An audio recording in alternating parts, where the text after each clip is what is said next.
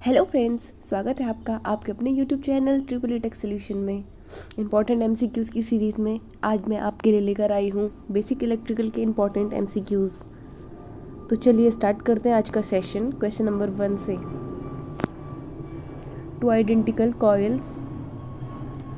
cells whether joined in series or parallel give the same current when connected to an external resistance of 1 ohm. The internal resistance of each cell is। तो दो समान cell चाहे वो श्रेणी में जुड़े हों या समांतर में, अगर उनमें एक बाहरी प्रतिरोध 1 ओम है तो उनमें समान करंट फ्लो हो रही है, तो हमें इनका इंटरनल रेजिस्टेंस निकालना है।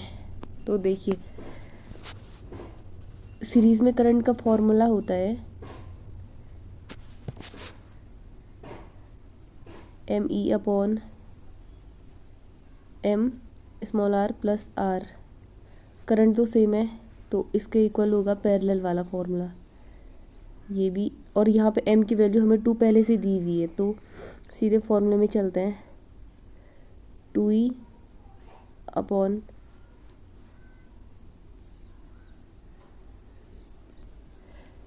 प्लस 2r और एक्सटर्नल रेजिस्टेंस 1 ओम दिया है, और ये पैरेलल के लिए होगा, पैरेलल के लिए है ये formula upon R plus M और ये कैपिटल R। तो यहाँ पे आएगा 2E अपॉन R प्लस 2। तो ये 2E से 2E कट जाएगा, यहाँ पे आ जाएगा R प्लस 2 और यहाँ पे हो जाएगा 2R प्लस 1। इसे सॉल्व करके R इक्वल्स टू 1 आ जाएगा। यहाँ पे ऑप्शन बी राइट होगा।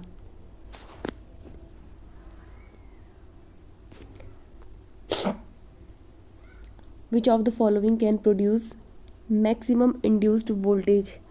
तो देखिए, सबसे पहली बात, जो V होता है V equals to I X L, और आई एक्स एल को हम लिख सकते हैं I अपॉन 2πf_L। ठीक, तो इसका मतलब ये हुआ कि V directly proportional to F, और तो F की वैल्यू जहाँ पे जितनी बड़ी होगी वहाँ पे इंड्यूस्ड वोल्टेज उतना ही मैक्सिमम होगा। तो यहाँ पे ऑप्शन डी सबसे सूटेबल है, क्योंकि देखिए ऑप्शन डी में 50 एम्पियर करंट की वैल्यू के साथ हर्ट्ज दिया है 100, इसके कंपैरिजन में सी में 50 हर्ट्ज दिया है, इसलिए ऑप्शन डी राइट होगा। और डीसी में तो फ्रीक्वेंसी की वैल्यू 0 होती है।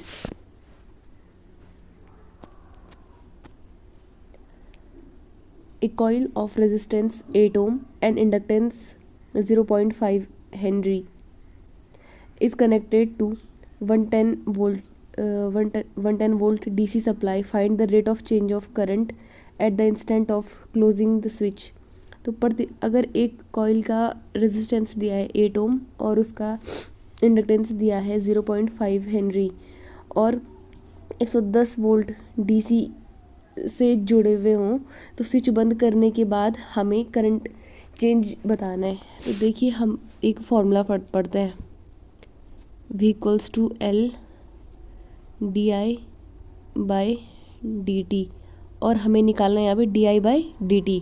तो di/dt इक्वल्स टू हो जाएगा यहाँ पे V/L हो जाएगा यहाँ पे 110/0.5, यहाँ पे आ जाएगा 220 एम्पियर पर सेकेंड, ऑप्शन सी।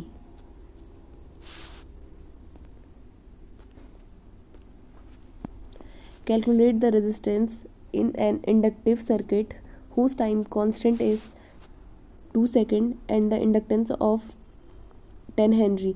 तो एक हमें इंडक्टिव सर्किट दिया हुआ है जिसका रेजिस्टेंस हमें निकालना है, अगर उसका टाइम कांस्टेंट 2 सेकेंड है और इंडक्टेंस 10 हेनरी है।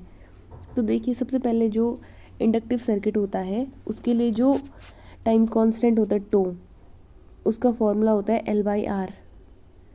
यहाँ पे हमें आर निकालना है और बाकी दोनों हमें दिए हुए हैं, तो आर इक्वल्स टू होता है L upon time constant tau, तो ये हो जाएगा 10/2, वैल्यू आ जाएगी 5 ohm, option D right.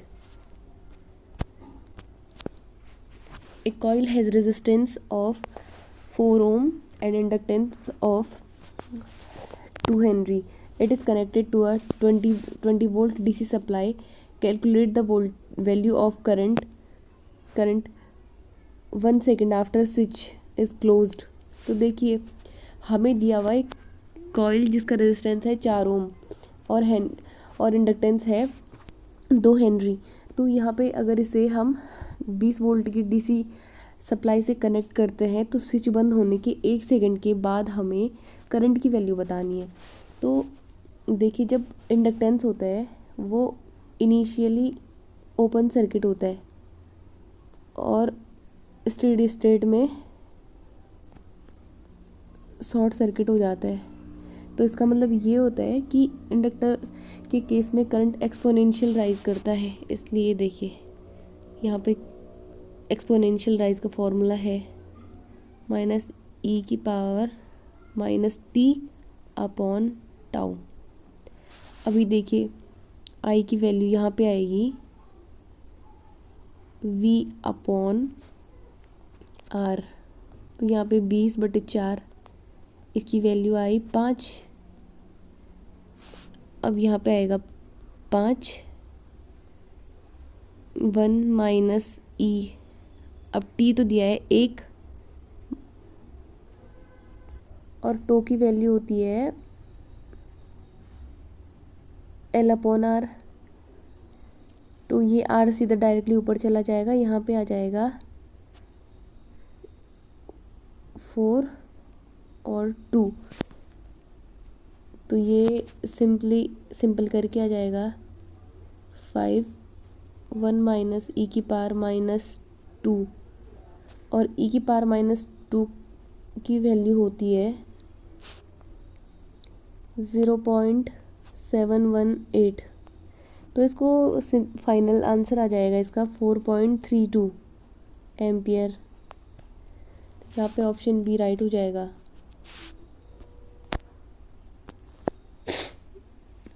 When do we get maximum energy from a set of capacitors?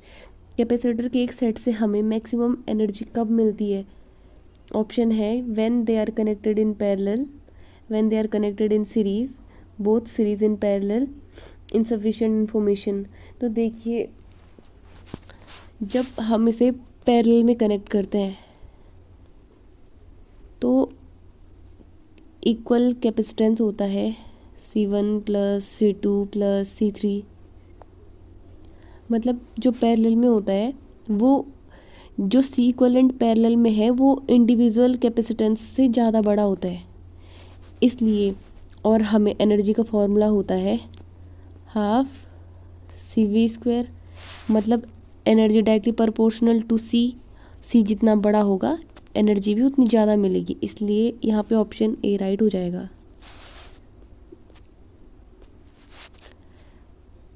Find the coupling coefficient if the mutual inductance is 20 Henry and inductance of coil 1 is 2 Henry and inductance of coil 2 is 8 Henry। मतलब हमें coupling coefficient पता करना है। अगर हमें mutual inductance 20 Henry, पहली कुंडली का इंडक्टेंस 2 हेनरी और दूसरी कुंडली का इंडक्टेंस 8 हेनरी दिया है, तो देखिए कपलिंग कोफिशिएंट का फॉर्मूला होता है K = m upon √L1 L2। m दिया है 20 और ये अंडर रूट में 2 × 8, तो ये आ जाएगा 20/4 और ये सॉल्व करके आ जाएगा 5, option A.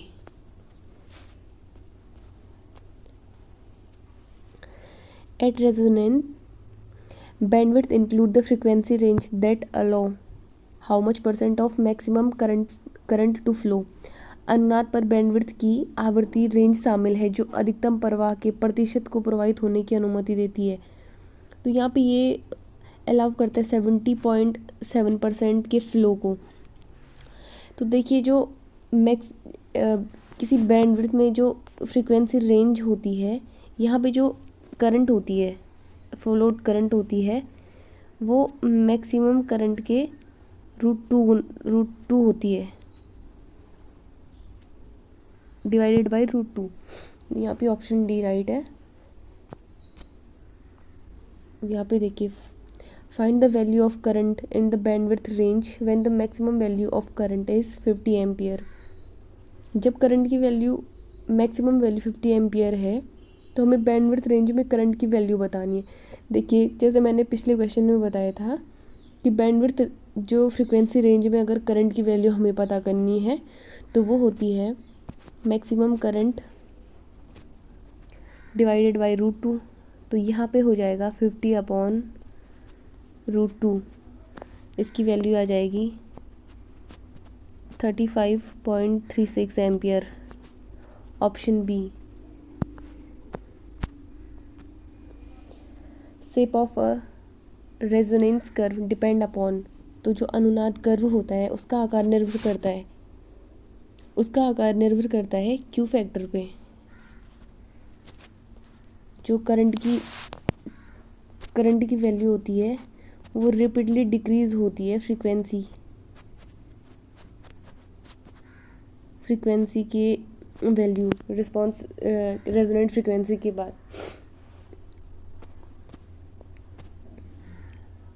What is the magnetic field outside a solenoid? Solenoid के बाहर चुंबकीय क्षेत्र क्या है? तो देखिए सोलेनॉइड के बाहर कोई भी जो magnetic force line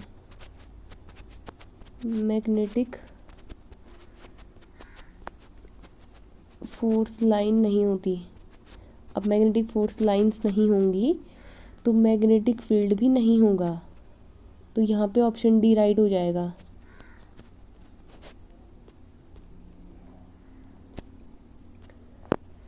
The force per unit length exciting between two infinite parallel conductor is given by। दो अनंत समांतर कंडक्टरों के बीच विद्यमान प्रति इकाई लंबाई पर बल बताना है हमें। तो वो फोर्स होता है F = μ0 I1 I2 upon 2πd। और ये फोर्स अगर इन दोनों कंडक्टर में करंट सेम डायरेक्शन में फ्लो हो रही है तो अट्रैक्शन फोर्स होता है, और करंट की डायरेक्शन दोनों में डिफरेंट है तो रिपल्सन का फोर्स लगेगा। तो यहाँ पे ऑप्शन ए राइट होगा। The magnetic field strength of a solenoid can be increased by inserting which of the following material as the core. तो देखिए निम्न में से किस पदार्थ को हम कोर के रूप में सम्मिलित करें कि जो सोलेनॉइड है उसके मैग्नेटिक फील्ड स्ट्रेंथ में वृद्धि हो।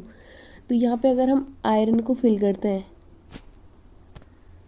आयरन को फिल करेंगे तो इसकी मैग्नेटिक फील्ड बढ़ेगा, क्योंकि आयरन होता है फेरोमैग्नेटिक मटेरियल। अब ये फेरोमैग्नेटिक मटेरियल होते हैं जो किसी भी एलिमेंट के मैग्नेटिक प्रॉपर्टी को बूस्ट कराने में हेल्प करता है। तो मैग्नेटिक प्रॉपर्टी को बूस्ट करेगा। तो यहाँ पे हम अगर इसे एज अ कोर फिल करते हैं तो इसकी चुंबकीय क्षेत्र की शक्ति को बढ़ाएगा, option C right. Gauss law is applicable to. देखिए गॉस लॉ का स्टेटमेंट होता है कि किसी बंद पृष्ठ से जो गुजरने वाला जो कुल फ्लक्स होता है वो उस पृष्ठ का जो आवेश होता है Q उसके 1/ε0 गुना होता है। और ये point charge, seed charge, line charge सब पे अलाउ होता है, इसलिए यहाँ पे ऑप्शन डी राइट हो जाएगा। The force applied to a conductor is 10 newton if the charge is conductor is 5 coulomb. What is the electric field intensity. तो देखिए इलेक्ट्रिक फील्ड इंटेंसिटी का फॉर्मूला होता है = F/Q। F दिया है हमें 10 और Q की वैल्यू दी है 5। तो यहाँ पे हमें मिलेगा 2 volt per metre. Option B right.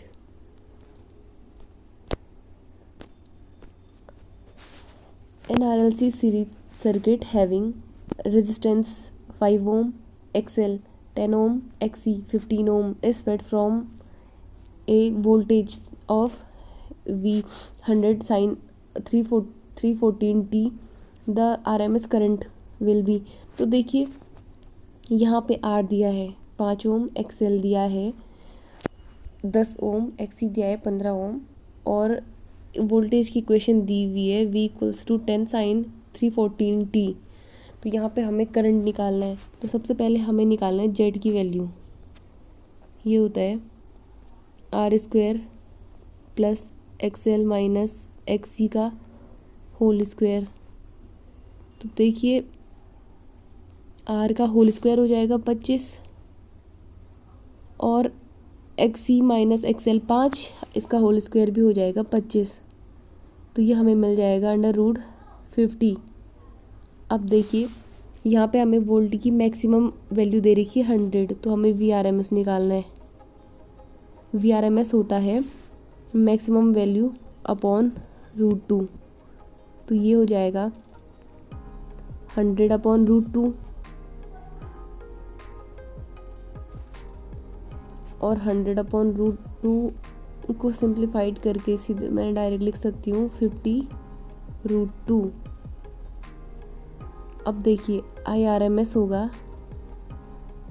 VRMS upon Z. ये होगा 50√2 अपॉन √50।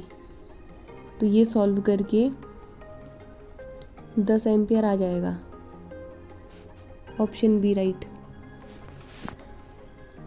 आज का सेशन हमारा यहीं तक था। थैंक यू हमारे साथ बने रहने के लिए, और आपको अगर सेशन अच्छा लगा हो तो चैनल को शेयर एंड सब्सक्राइब करना ना भूलें। Thank you.